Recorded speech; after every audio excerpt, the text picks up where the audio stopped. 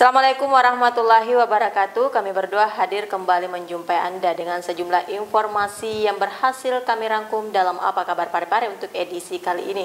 Bersama saya Jauhar Manikam. Dan saya Uswatun Hasanah, berikut Apa Kabar Parepare selengkapnya.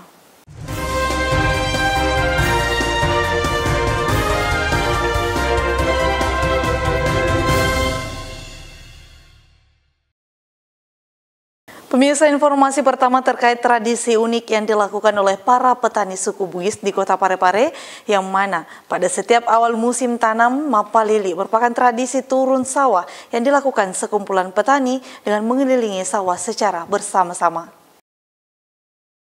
Sejak pagi tadi, satu persatu petani datang di lokasi persawahan yang terletak di Kelurahan Lemoe, Kecamatan Bacukiki, Kota Parepare, Sulawesi Selatan. Para petani di Kota Parepare ini setiap memasuki awal musim tanam padi akan melakukan sebuah tradisi yang disebut Mapalili. Mapalili sendiri berartikan turun ke sawah dan mengelilingi sawah. Dalam proses Mapalili ini, sejumlah petani akan mengelilingi sawah secara bersama-sama hingga nantinya saat di pertengahan sawah akan dilakukan doa bersama yang dipimpin tokoh agama setempat. Tradisi Mapalili ini sudah menjadi tradisi tahunan yang dilakukan oleh petani suku Bugis di Kota Parepare, dengan harapan padi yang akan ditanam nantinya akan membuahkan hasil yang baik.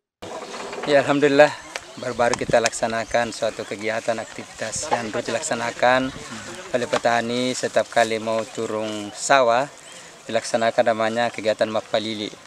Mapalili ini sebagai bukti bahwa kita semua petani bersatu padu untuk bersama-sama turun sawah, sehingga dengan upaya ini insyaallah hasil maksimal nantinya, dan dari persatuan kesatuan itu insyaallah menimbulkan keadaan masyarakat yang para petani kita sehat walafiat nantinya insyaallah.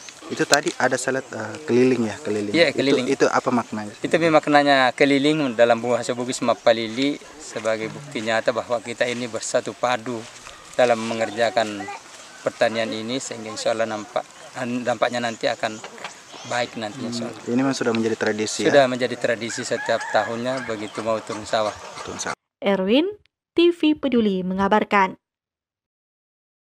Pemirsa, setelah adanya kebijakan dari pemerintah terkait izin melakukan pembelajaran tatap muka, Kementerian Agama kini mulai mengeluarkan rekomendasi kepada 35 madrasah di Kota Parepare untuk melakukan proses pembelajaran secara langsung. Kementerian Agama Kota Parepare telah memberikan rekomendasi pembelajaran tatap muka terbatas kepada 35 madrasah atau RA dari 46 madrasah atau RA yang ada di Kota Parepare. 35 madrasah atau RA tersebut terdiri dari 9 madrasah aliyah, 8 MTS, 8 MI, dan 10 Raudatul Atfal atau RA. Kepala Seksi Pendidikan Madrasah Kantor Kementerian Agama Kota Parepare, Syaiful Mahsan, menjelaskan teknis pemberian rekomendasi tersebut mengacu pada Surat Edaran Dirjen Pendidikan Islam Kementerian Agama Republik Indonesia tentang tujuan penyelenggaraan pembelajaran pada madrasah, pesantren, dan lembaga pendidikan keagamaan Islam pada masa pemberlakuan pembatasan kegiatan masyarakat COVID-19.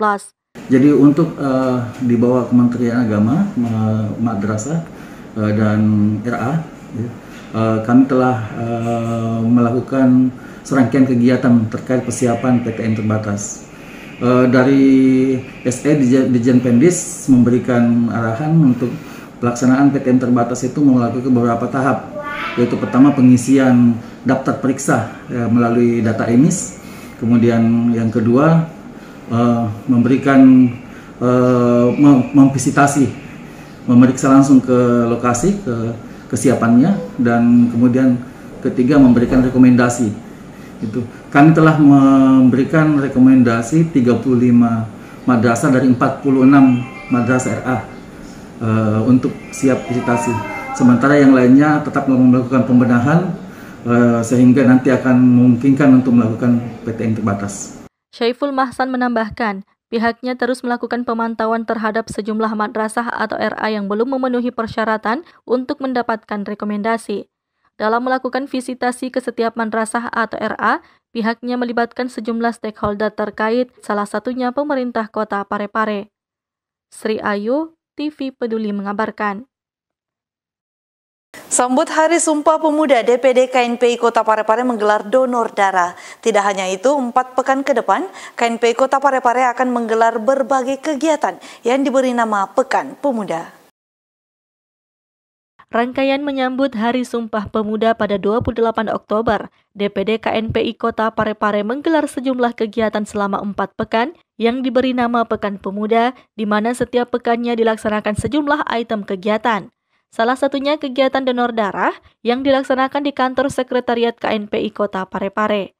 Hal tersebut disampaikan Ketua Komisi Kesehatan Perempuan dan Perlindungan Anak atau DPD KNPI Kota Parepare Susilawati pada Kamis 14 Oktober 2021. Selain donor darah, kegiatan lain juga yang akan dilaksanakan seperti kompetisi wirausaha muda.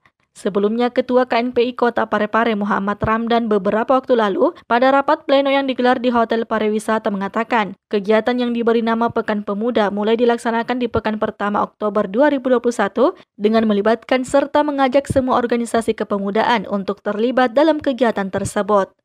Sahril Sandi, TV Peduli mengabarkan. Masih bersama kami pemirsa, setelah meraih penghargaan kategori utama pada ajang Anugerah Parahita Eka Praya, pemerintah daerah berkomitmen untuk lebih meningkatkan strategi pengarus utamaan gender di Kota Parepare. Pemerintah Kota Parepare terus berkomitmen dalam upaya meningkatkan program-program pengarus utamaan gender di kota ini. Hal ini disampaikan Kepala Dinas Pemberdayaan Perempuan dan Perlindungan Anak Kota Parepare Haja Andi Rusia SHMH usai mendampingi Wakil Wali Kota Parepare Haji Pangerang Rahim pada penganugerahan Parahita Eka Praya atau AP tahun 2020 secara virtual di ruang pola kantor Wali Kota pada Rabu 13 Oktober 2021 kemarin. Haja Andi Rusia mengungkapkan, diraihnya kategori utama pada ajang Anugerah Parahita Eka Praya atau AP tahun 2020 merupakan bentuk pengakuan pemerintah pusat atas komitmen dan peran pimpinan pemerintah daerah dalam upaya mewujudkan pelaksanaan strategi pengarus utamaan gender di Kota Parepare. Hal ini tidak lepas dari kerjasama SKPD terkait yang terlibat dalam Pokja bersama organisasi kemasyarakat lainnya di bawah bimbingan Wali Kota Parepare Dr. HM Taufan Pawe SHMH sehingga dapat memenuhi indikator penilaian dalam anugerah AP tahun ini. Persiapan ini kita akan setiap bulan, setiap hari kita memperbaiki dan kerjasama. Capaian ini kita dapat atas kerjasama dari seluruh SKPD yang terkait, lembaga masyarakat, organisasi kemasyarakatan, LSM, media. Atas keberhasilan ini berkat kerjasama semua dan secara terintegrasi. Dan bimbingan dan dukungan daripada Bapak Wali Kota.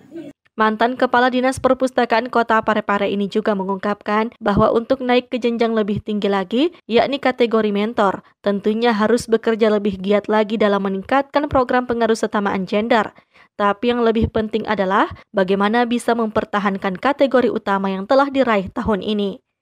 Sahril Sandi, TV Peduli mengabarkan. Pemirsa, Dinas Pengendalian Penduduk dan Keluarga Berencana Kota Parepare mengajak masyarakat dalam menggunakan metode kontrasepsi jangka panjang dalam menyukseskan program keluarga berencana. Penggunaan metode kontrasepsi jangka panjang atau MKJP ternyata memiliki banyak keuntungan. Berbagai keunggulan itu dipaparkan lewat orientasi peningkatan kesertaan penggunaan MKJP bagi peserta calon dan peserta keluarga berencana atau KB tingkat Kota Parepare. Kegiatan yang dilaksanakan oleh Dinas Pengendalian Penduduk dan Keluarga Berencana atau DPPKB itu dibuka oleh Kepala Dinas PPKB Halwatiyah dan menghadirkan Kurnia Basra, Kasna dan Dr. Jumriani sebagai narasumber yang kompeten di Aula DPPKB pada Kamis 14 Oktober 2021. Salah satu narasumber Kurnia Basrah mengatakan penggunaan alat kontrasepsi untuk menunda kehamilan serta menghentikan kesuburan yang digunakan dengan jangka panjang yang meliputi iud, implan atau susuk KB, dan kontrasepsi mantap. Lebih efisien selain dapat dipakai dalam waktu yang lama, juga sudah pasti aman dan efektif, apalagi bisa mempercepat penurunan TFR. Sebenarnya selama ini banyak hoax yang beredar di masyarakat bahwa metode jangka panjang seperti spiral dan susuk implan dan IUD itu banyak efek samping. Nah, disinilah kesempatan kami untuk menjabarkan, memberikan mereka pemahaman terkait itu, sehingga insya Allah ketika mereka sudah paham bahwa ternyata keuntungannya jauh lebih banyak, lebih besar daripada keterbatasan yang mereka anggap efek samping itu dan hoax yang beredar itu, harapan kami mereka akan mengambil keputusan yang lebih bijak, yang lebih tepat terkait pemilihan alat kontrasepsi tersebut, sehingga akan mempengaruhi kualitas hidup dari ibu dan keluarga serta anak-anak yang lebih sehat dan tentunya berkualitas pula. Nur Fadila Wahid, TV Peduli mengabarkan. Pemirsa, untuk memastikan keamanan pangan dari bahan berbahaya, BPOM melakukan pengawasan dengan memfasilitasi masyarakat dalam melakukan pengujian sampel makanan. Balai Besar Pengawas Obat dan Makanan di Makassar melakukan fasilitasi dan intensifikasi pengawasan pangan di Kelurahan Lompoe pada Kamis 14 Oktober 2021. 50 orang peserta yang telah mengikuti BIMTEK Komunitas dan Usaha Pangan Desa dikunjungi oleh belasan kader yang ada di Kelurahan Lompoe, Kecamatan Bacukiki, guna melihat langsung penerapan keamanan pangan di rumah masing-masing. Fasilitasi tidak hanya dilakukan sekali, namun akan terus dilakukan oleh para kader yang telah dilatih. Pada kesempatan tersebut, para kader yang telah melakukan kunjungan membawa sampel yang nantinya akan menjadi bahan intensifikasi pengawasan pada produk pangan yang dijual atau diproduksi oleh komunitas. Pengujian sampel menggunakan tes kit bahan berbahaya untuk uji formalin, boraks, rodamin B, dan metanil yellow. Dari hasil uji dengan tes kit bahan berbahaya tersebut, tidak ada sampel yang diduga mengandung bahan berbahaya pada pangan. Hal tersebut diungkapkan Koordinator Kelompok Substansi Informasi dan Komunikasi Balai Besar Pengawas Obat dan Makanan. Adila Pak Babari menambahkan, dengan adanya program ini, masyarakat diharapkan dapat memahami pentingnya keamanan pangan yang dimulai dari keluarga. Ya, temuannya tentu karena kemarin baru kita melakukan BIMTEK kepada komunitas. Tentu mereka tidak langsung bisa seperti apa yang kita harapkan. Jadi paling tidak mereka sudah paham bahwa yang dimaksud dengan keamanan pangan seperti ini. Bahwa kalau misalnya mengolah pangan harus bebas dari 3 bahaya, harus pada saat melakukan pengolahan itu harus memperhatikan yang namanya hygiene sanitasi seperti itu. Jadi temuan-temuan tentu pasti ada karena tidak gampang ya merubah perilaku seperti itu. Yang paling tidak mereka sudah paham tentang keamanan pangan dan ini adalah fasilitasi pertama dan intensifikasi yang pertama. Nanti selanjutnya akan dilakukan fasilitasi kedua mandiri yang akan dilakukan oleh kader sendiri. Pemeriksaan sampel itu intensifikasi pengawasan pangan itu dilakukan. Jadi kita melakukan sampling di sarana-sarana.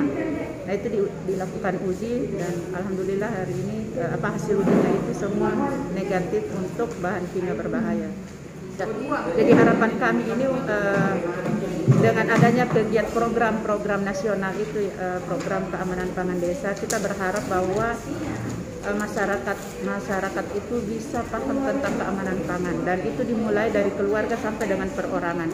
Dan nanti kita berharap bahwa kelurahan ini menjadi percontohan atau bisa direplikasi oleh desa lain atau kelurahan lain dengan dukungan tentunya dengan pemerintah daerah seperti itu.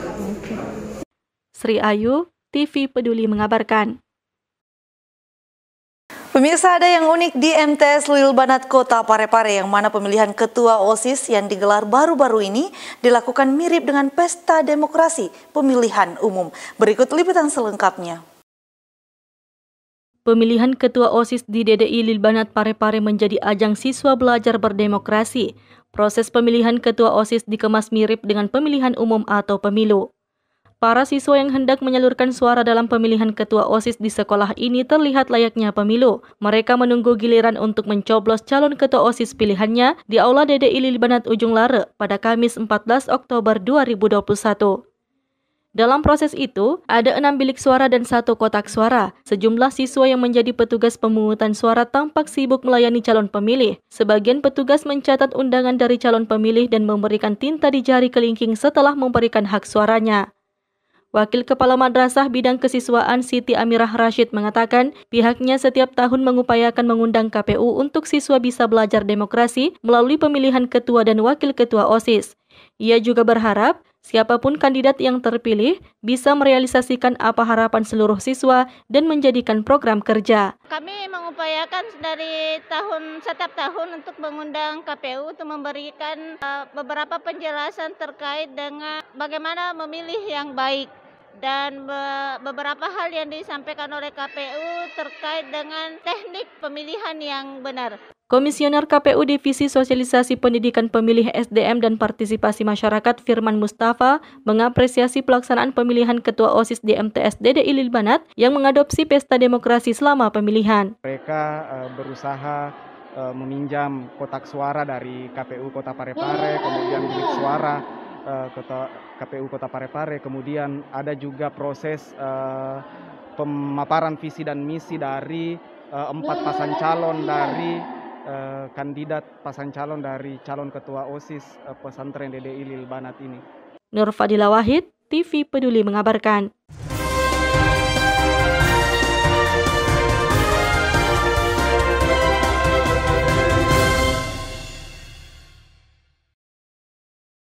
Pemirsa, informasi tadi sekaligus mengakhiri perjumpaan kita kali ini. Terus perbarui informasi Anda seputar Kota Parepare dengan menyaksikan persembahan dari TV Peduli.